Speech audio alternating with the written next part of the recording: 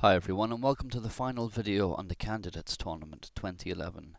After 5 draws in the first 5 games, a win here would put either candidate against Anand next year in the World Championships. It was a great game, as you'll see. Gelfand had white against Grischuk and opened with d4, after which came knight f6, c4, g6 and knight f3, which is slightly unusual. Normal here is knight c3, and this gives black the choice between a King's Indian and a Grunfeld. Grischuk continued with bishop g7, and then came the ultra-solid g3, which combined with bishop g2 takes the sting out of any attack for black in King's Indian fashion, but it was unlikely that Grischuk was planning on that anyway. Despite being an advocate of the King's Indian, he would be unlikely to play it in such a crucial game. He'd been employing the Grunfeld instead in the Candidates Tournament, and after his next move, d5, we now have a neo-Grunfeld position from the opening.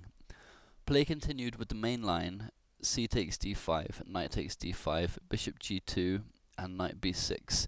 So white has 2 central pawns against 1, which is a claim to a small advantage from the opening, not to mention the oddly deployed b6 knight, which has come at the cost of a couple of tempo, but we're still well within theory, of course.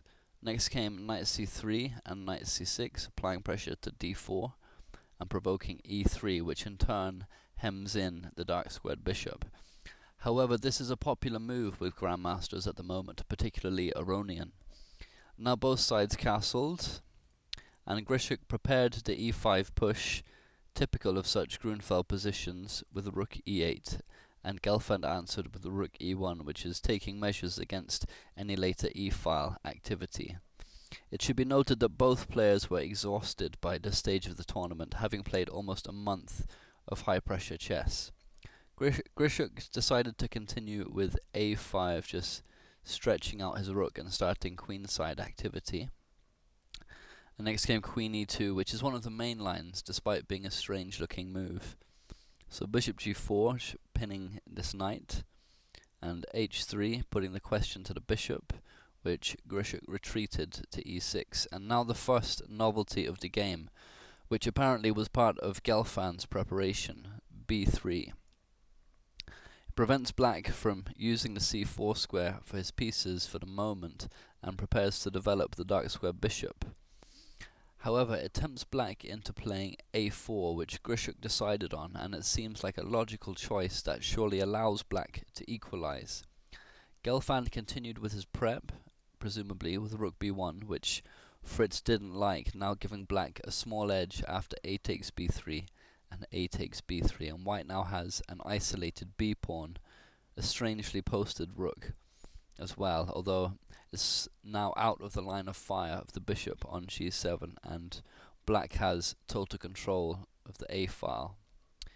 So it's a very unusual continuation from Gelfand. The only real plus that I can see is prophylaxis against black queenside play, but my feeling is that if properly analysed, black must be able to get good play against this opening choice. Anyway, Grischuk continued with queen c8, taking aim at h3. So king h2, and now the unorthodox rook a5, which is aiming for rook h5 and further pressure on h3, which is a very interesting idea by Grischuk, and the kind of plan that, if successful, receives huge praise, and if a failure, receives huge criticism. Gelfand continued calmly with the rook d1, which prepares a later d5 advance, and one of the oldest rules in chess is that if you're getting attacked on the flank, you should attack in the center, and generally it's a very effective principle to keep in mind during play, even in short games. So now came rook h5, which increases the pressure on h3, and Gelfand dealt with it the most accurate way with knight h4. If instead h4, bishop g4 is looking good, and knight g1 is probably too passive. So knight h4, and now bishop f6, which is threatening to win a pawn on h4 at the cost of giving up the dark squared bishop, which is a risky idea. Gelfand continued with f4, which wasn't the best continuation. More advisable was d5, where after bishop takes c3, d takes c6, b takes c6, bishop takes c6, and rook f8, white has a very small edge in a position that's complex and tactically dangerous. So f4 anyway from Gelfand, and rook d8 is what Grischuk played, preventing the d5 push instead of winning a pawn, which is an alternative way for him to equalize. He could have played bishop takes h4, where after g takes h4, rook takes h4, king g3 forces rook takes h3. And after bishop takes h3, black has 2 pawns for the exchange, and both sides have given up their important fianchetto bishops. However, white would get some play here with d5, and so Grischuk decided to prevent it by playing rook d8 before taking on h4 with his move rook d8. So now comes queen f2 from Gelfand, and now black can't win a pawn on h4 as the queen is also protecting it. Nevertheless, Grischuk now took the dangerous decision to give up his dark squared bishop, where the bishop takes h4. And at this stage, white is going to have a tough time getting his dark squared bishop into the game because it's locked in behind these pawns. So if black can get enough play before that bishop becomes liberated, he should be okay, and Grischuk had a few great ideas in order to ensure that, but Gelfand played brilliantly too, as you'll see. First he has to recapture, so g takes h4, and now Grischuk played knight d5 with a creative idea after the pretty much forced knight takes d5, that being rook h takes d5, which is willing to give up an exchange in order to gain total control of the crucial light squares on the board. In actual fact, this move is more or less the only option here. If instead bishop takes d5, e4 is going to win a piece. Best play goes simply bishop takes e4, and white should win quite easily. So rook h takes d5, and now bishop b2, which is a great move from Gelfand, declining the offered sacrifice, as he knew only too well as a positional player that despite being ahead of material, Grischuk would have had all the play if he'd accepted. Now white will aim to advance the central pawns and liberate the bishop on b2, which will be a violent force on this long diagonal now that the dark squared bishop from the black side is gone. And you know, this is the danger when you give up your fianchetto bishop for a knight, or even for a rook. Let's have a quick look if he had accepted instead with bishop takes d5. Next will come bishop takes d5, and now say for example bishop d2, and here black can follow up with something like bishop e4, followed up with f5, or queen f5, and a rerouting of the knight to d5, supported by a pawn on c6, and some active play, although white wouldn't be passive either. It would be interesting and double-edged position. So bishop b2 anyway from Gelfand. And now rook b5. Grischuk doesn't offer his rook for a second time and takes aim at b3 instead, and Gelfand now attacked it with queen e2, and there's no rook takes b3 due to the threat of d5, which is going to win a piece. So rook h5, but now white can advance in the center, and we see some of the power in a stronger pawn center, as well as the power of the bishop pair after e4. And you know, it's threatening d5 and winning a piece, and willingly giving up the b3 pawn with bishop takes b3, attacking the rook. So rook c1, which takes control of the semi-open file. And now we have a nicely imbalanced position, but it's clear that white has all of the trumps despite being a pawn down. Grischuk continued with knight a5, and not rook takes h4, because there's serious tactical trouble after d5, where white has a close to winning position. There are too many threats here to deal with. If knight a5 or knight b4, then queen e1 is going to win a piece. And if knight b8, then bishop e5 discovers an attack on the bishop and also on the c7 pawn. So the h pawn just can't be captured here. So knight a5, and now d5, and the bishop is unleashed, and Grischuk must have been crumbling inside at this moment. The bishops are perfectly placed, and the advantage they provide when working together is especially clear in this position, and will become more so as the game progresses. Grischuk continued with b6, which is preparing to reroute the knight in some lines and also making rook takes h4 possible. But black is getting into difficulty after bishop e5, which is attacking the c7 pawn before and provoking c5. If instead rook d7, queen b5 is very strong and will ultimately win 2 minor pieces for a rook and the game not long after. So c5, and now d takes c6, capturing en passant, so white has regained the pawn with a very strong and active position. And here Grischuk played f6, which gains a tempo on the bishop apparently and blunts this great diagonal that it was working on, but this is weakening as well.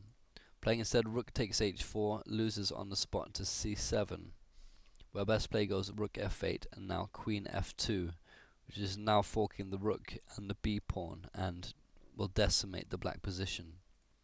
So f6 and now bishop a1, which was a cautious retreat from Gelfand, who must have known that he had a safe advantage in the position and there was no need to take risks, which was true. But objectively, if you ignore the pressure and fatigue both players were suffering from, there was a much stronger move here, which was c7. Best play goes f takes e5, c takes d8, queen and check, queen takes d8 and f5, and white has a huge advantage, but it's very complicated and time trouble wasn't far away, so Gelfand chose the safer option, which is understandable, with the bishop a1. So Grischuk continued with the rook c5, which is hoping desperately for exchanges and simplification in order to play for a draw. And again, playing instead rook takes h4 was losing to c7, rook d7 and queen f2 as before. So rook c5, rook takes c5, b takes c5 and queen b5, which is faltering at the crucial moment because this gave Grischuk a chance to hold out. Much stronger for white here was e5, where best play goes queen f5, c7 and rook c8.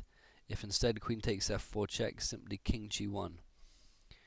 And now rook c8, e takes f6, e takes f6 and queen e7 wins it for white.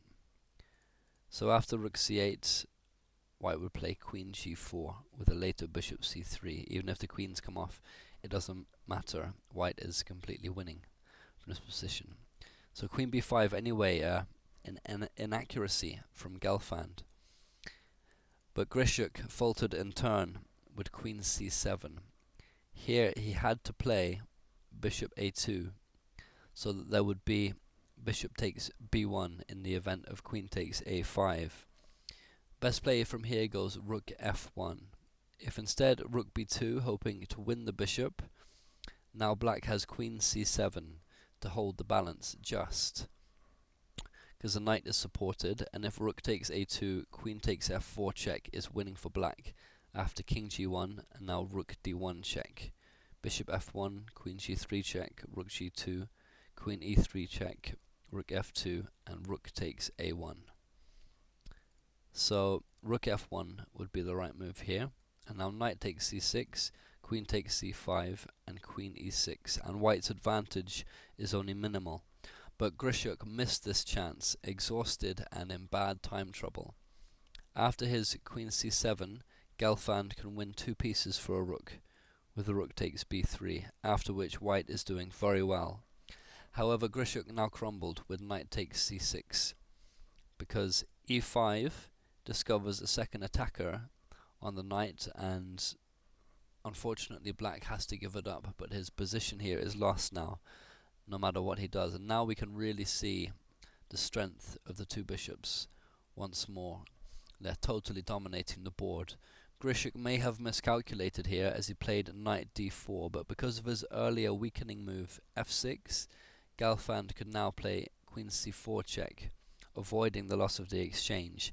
Even if that had happened, white would still have been much better. Grischuk resigned at this moment because he saw that after, for example, queen c4 check, king f8 is best. Now would come a series of lethal blows, starting with the rook b7, getting a rook on a 7th rank with tempo, supported by the bishop, And you know, already here White's advantage is over 7 pawns, so effectively 2 pieces up as opposed to the 1 he is, just if you count in terms of material. So Queen c8 is probably the best move here. Even Queen takes b7 might be better, but of course it's still losing. And you know, it's hard to have to play, but it does appear best. And now would come e takes f6, which just tears the black position apart. So it was an amazing game from Gelfand, who I believe was the greatest long shot to win when the candidates tournament began. He has now earned the right to play Anand next year, and I imagine both players will be preparing fanatically already. It's an unexpected matchup and sure to be a great event.